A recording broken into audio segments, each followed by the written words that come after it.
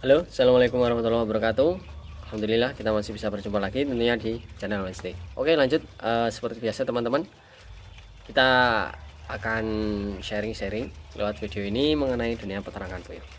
Jadi yang ingin saya sampaikan adalah alasan kenapa ternak burung puyuh itu tidak bisa buat coba-coba atau ikut-ikutan aja. Ya, karena saya sudah pernah menemui orangnya teman-teman, karena saya sudah bertanya kepada orang yang bersangkutan di daerah sekitar Paris ini aja teman-teman, dan itu pun tidak hanya satu atau dua orang, ada 3 orang yang yang sudah saya tanyai mengenai peternakan burung puyuh. Jadi kalau misalkan kita menjadi peternak itu mudah teman-teman, mudah sekali teman-teman. Tapi kalau kita menjalankan usaha kita, ternak kita itu yang susah. Karena di situ ya, kalau di peternakan puyuh itu tidak ada kata, kalau menurut saya ya, tidak ada kata usaha itu coba-coba atau ikut-ikutan. Karena apa? Jadi seperti ini teman-teman, alasan saya kenapa kok itu tidak cocok di dalam dunia peternakan puyuh.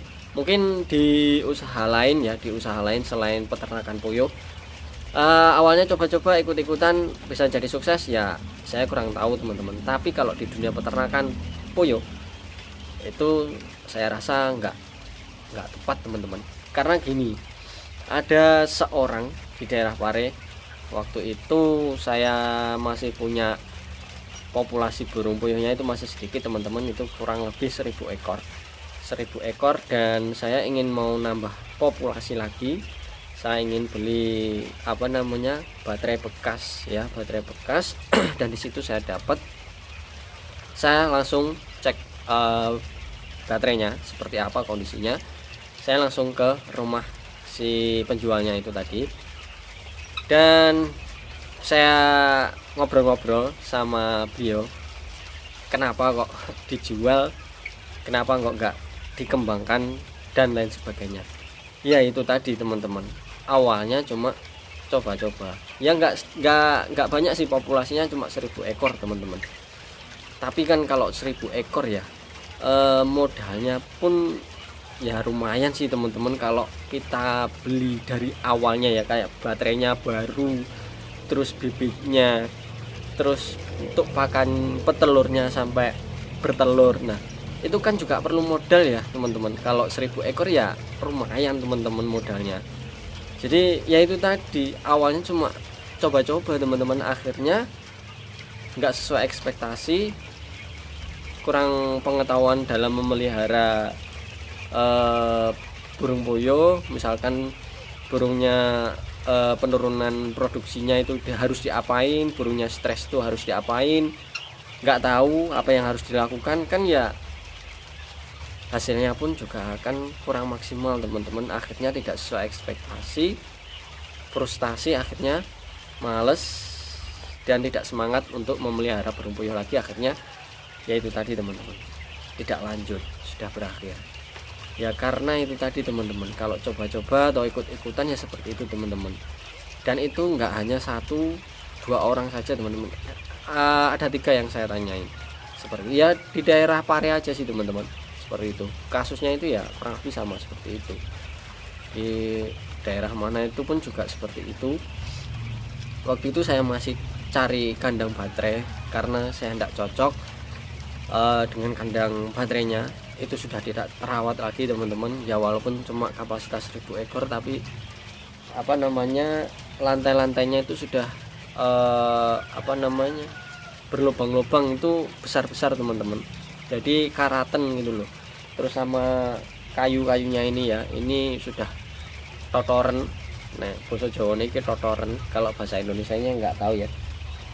Yes, memet gitu loh teman-teman, sudah nggak layak sekali. Terus saya cari lagi, akhirnya dapat ya di sekitar Pare ya, di daerah saya ini. Itu alasannya ya seperti itu teman-teman. Awalnya ikut-ikutan, terus akhirnya tidak sesuai ekspektasi, dan ya sekarang tidak lanjut seperti itu loh teman-teman. Jadi kalau kita itu coba-coba dalam peternakan ya mending janganlah teman-teman, jangan coba-coba. Beda lagi ya, beda kalau apa coba-coba sama belajar itu beda ya teman-teman. Jadi kalau misalkan coba-coba ya sekedar misalkan walaupun populasi 100 ekor ya, 100 ekor hanya coba-coba, ya memeliharanya itu ala kadarnya gitu loh teman-teman. Jadi nggak bener-bener dirawat. Ya yang penting kita memberikan makan terus akhirnya hidup, itu aja. Beda lagi kalau emang yang benar-benar belajar walaupun cuma 100 ekor. Tapi kalau benar-benar belajar kan walaupun 100 ekor ya populasinya, itu meliharanya itu pasti akan bersungguh-sungguh teman-teman. Bahkan ada yang tidak bertelur satu pun itu pasti akan dicari solusinya biar bisa bertelur. Gitu loh teman-teman. Ada sakit yang walaupun satu ya, ada yang sakit walaupun satu kapasitas 1000 ekor 100 ekor tadi itu pasti akan diobati teman-teman. Karena emang belajar gitu loh teman-teman. Emang bersungguh-sungguh gitu loh. Dan hasilnya pun nanti akan menyesuaikan dengan usaha yang dilakukan tadi. Misalkan kalau usahanya tekun, rajin, telaten, ya hasilnya pun akan memuaskan gitu loh. Jadi seperti itu teman-teman. Ya, kalau untuk alasan coba-coba ikut-ikutan untuk usaha ternak puyuh, itu saya rasa itu nggak akan menghasilkan hasil yang maksimal teman-teman. Itu tidak akan bertahan lama. Ya mungkin kalau di usaha lain selain peternakan puyuh yang awalnya coba-coba bisa menjadi sukses, ya saya kurang tahu. Tapi kalau di dunia peternakan puyuh yang saya amati seperti itu teman-teman. Jadi semua usaha itu juga ada untung ruginya teman-teman, nggak selalu untung terus. Saya juga pernah mengalami kerugian teman-teman. Jadi dari awal saya beternak sampai sekarang pun ya saya itu nggak selalu untung terus. Jadi ya saya sudah pernah mengalami kerugiannya itu. Ini sedikit cerita ya teman-teman. Jadi saya ini nggak menghantui teman-teman, jadi saya ini tidak mempengaruhi teman-teman. Saya cuma kasih wawasan kepada teman-teman agar kita itu tetap semangat, kita itu tetap telaten menjalankan usaha kita gitu loh, biar kita itu tidak enjlek-enjlek gitu loh. Jadi nanti ketika nanti ada masalah di dalam usaha ternak kita itu bisa mencari solusinya, dan kita itu tidak gampang menyerah gitu loh teman-teman, biar kita itu bisa mengembangkan usaha kita menjadi usaha yang lebih besar seperti itu. Jadi ini berbagi pengalaman saja teman-teman. Waktu itu saya punya populasi 2.500 ekor teman-teman. 2.500 ekor yang 1.000 ekor itu loh teman-teman, itu tidak bertelur sama sekali. Bayangkan, iya bertelur sih teman-teman, cuma satu kotak ini berisi 2 butir 3 butir, paling banyak ya 3 butir lah kayaknya. Itu burung puyuhnya itu masih umur 7 bulan teman-teman. Bayangkan, umur 7 bulan bertelurnya cuma, ya kemungkinan waktu itu kayaknya enggak ada 10% teman-teman. 1.000 ekor. Apa saya enggak rugi teman-teman? Ya kalau dikatakan rugi ya rugi teman-teman. Terus akhirnya ya jalan satu-satunya saya akhir teman-teman. Karena kalau nanti saya pelihara, untuk memulihkannya pun ya paling tidak butuh waktu 1 minggu, bahkan 1 minggu lebih. Itu jelas membuat pengeluaran untuk membeli pakannya itu loh yang rugi, kita tambah rugi gitu loh. Ya akhirnya ya saya akhir. Awalnya sih saya tidak tahu teman-teman, saya kira itu dimasukin orang, dimaling orang, telurnya diambil orang. Ternyata besoknya kok sama. Terus akhirnya sore harinya kan biasanya kalau burung puyuh itu mulai bertelur, kok itu tetap enggak bertelur, telurnya sedikit. Ya yang ngalamat teman-teman, akhirnya ya itu tadi jalan satu-satunya ya saya akhir. Itu masalahnya itu enggak tahu sih teman-teman, ya mungkin stres, tapi stresnya itu karena apa saya kurang tahu. Kalau masalah dari pakannya itu enggak teman-teman. Terus kalau masalah dari minumnya itu tidak juga.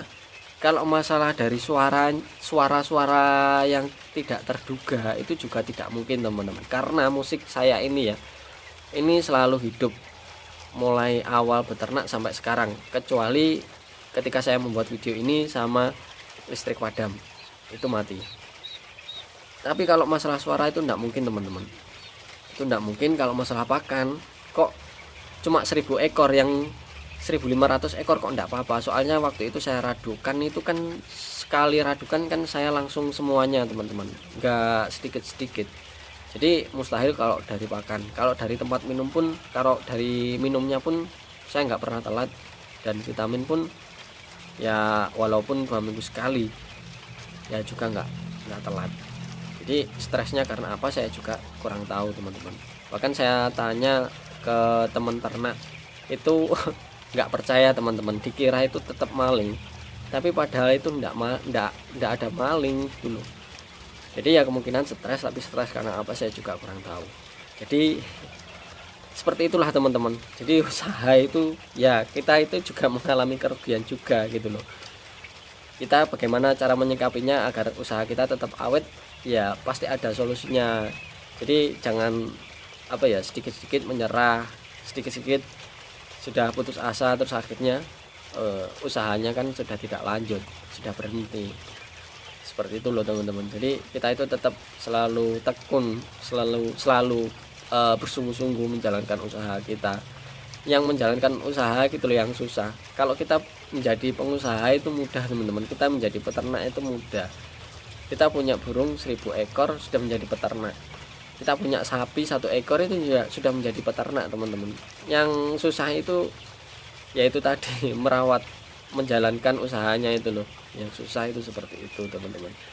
Jadi pesan saya agar kita itu selalu bersungguh-sungguh teman-teman dalam menjalankan usaha ini. Apa ya, ini tidak menakut-nakuti teman-teman dan tidak apa ya, tidak membuat kendor teman-teman, tapi saya ingin teman-teman itu tetap selalu semangat menjalankan usahanya, usaha apapun ya, khususnya di bidang peternakan boyo. Jadi jangan enjelek-enjelek itu loh teman-teman. Biasanya kalau enjelek-enjelek kan akhirnya malas ya, kita malah tambah rugi teman-teman. Usaha kita ya itu tadi akan berhenti dan tidak bisa lanjut. Oke, seperti video ini kita akan berhenti di sini dulu teman-teman. Kita bertemu lagi di video berikutnya. Salam dari channel MST. Wassalamualaikum warahmatullahi wabarakatuh. Dadah.